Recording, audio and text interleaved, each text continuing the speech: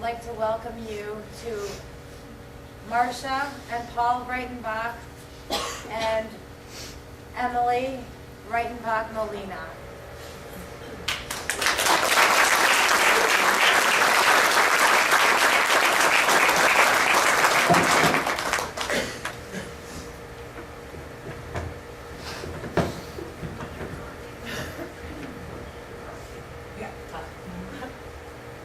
Good evening. My name is Marcia Reitenbach, and this is my husband Paul and our daughter Emily. We were asked to tell you our daughter Shannon's story. Shannon battled the demons of anorexia and bulimia for about 15 years. On July 8th of last year, she took her own life. She was only 36 years old.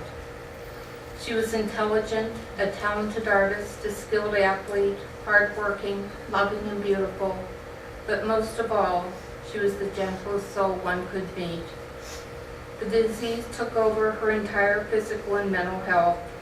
Shannon saw psychologists and psychiatrists for many years. Paul, her sister Emily, and I, as well as many family members and friends, counseled her and suggested that she needed more intense treatment. But to no avail. Shannon wanted to do it her own way. She sought out many self-help books to aid her in her desire to get better.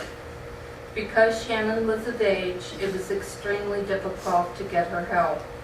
At the time of her death, we were in the process of trying to get her to see Dr. Susie Mendelson. In July of 2009, we became very concerned about her physical condition and showed up unannounced at the place she was living and begged her to let us take her to the ER of a local hospital. After more than an hour, she finally agreed to go. At the hospital, they did a physical exam and found only that she had a low potassium level, which we were told was caused by the purging. She weighed 87 pounds at the time. She refused a psychological exam and was discharged the same day. In March of 2010, I called the crisis team of Butler County to evaluate her because we were very concerned about her mental condition. A police officer and a woman from the crisis team went out and called me after the visit. I was told they didn't feel she was going to harm herself or anyone else, and they considered her borderline. They interviewed her boyfriend in a separate room. Shannon was given their card and said to call them if she lost 5 more pounds.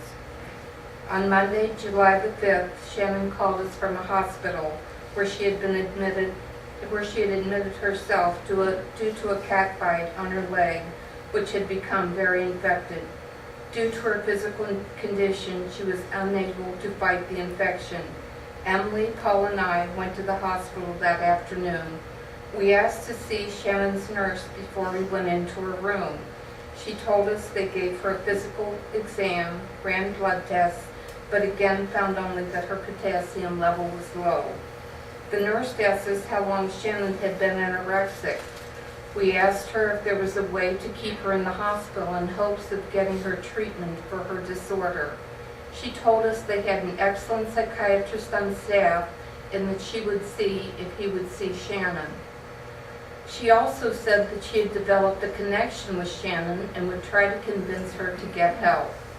Shannon was kept overnight at the hospital, was given an IV of an antibiotic and a prescription, and released the next day. Shannon died 2 days later. My husband Paul called the hospital a few weeks after her death to try to talk to the nurse who had cared for her. He told her what had happened and asked her if there was any information she could give us regarding her time in the hospital. The nurse was very upset and said she would look into the matter and would absolutely call us back. We never heard from her again. Coming here tonight was not an easy decision. The frustration and the feeling of helplessness is still very hard to deal with, and our stomachs still churn when we think about the disease that took her from us. Our tears of sadness for our Shannon never end, yet we were compelled to come here tonight. We wish Shannon could have loved herself as so many of her family and friends loved her. Do not be ashamed or feel unworthy to pick up the phone and ask for help. You owe it to yourself to live a long and healthy life.